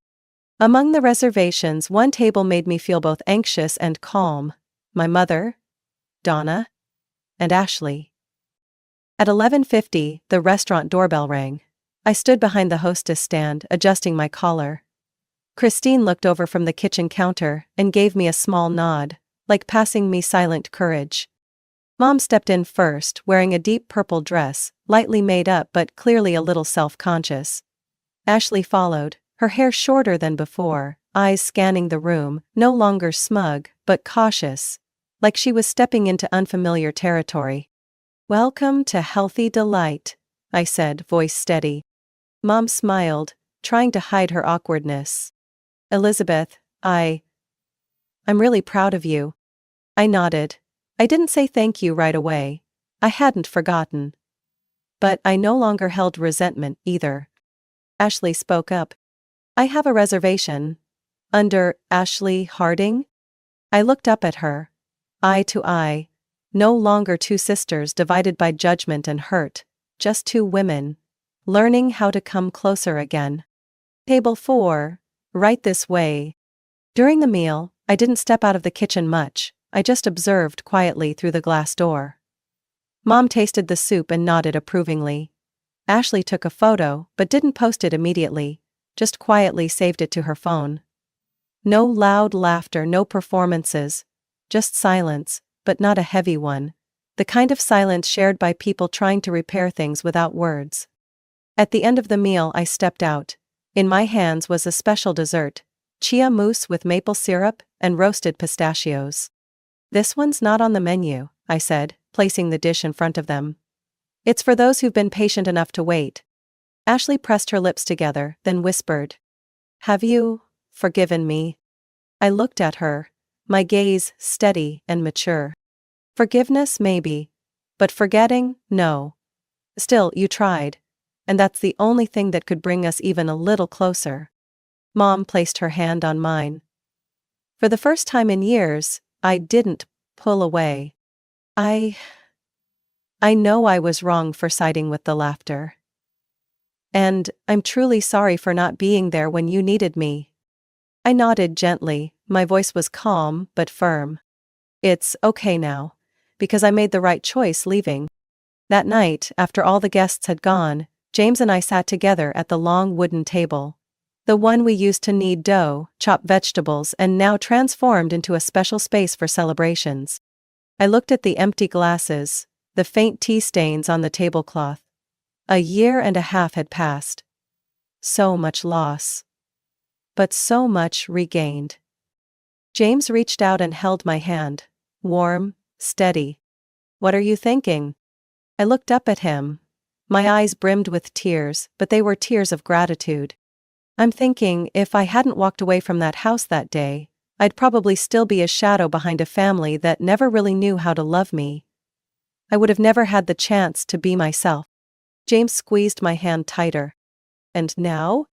I smiled. "Now, I don't need to explain anything anymore, I just live." Outside the window, snow began to fall.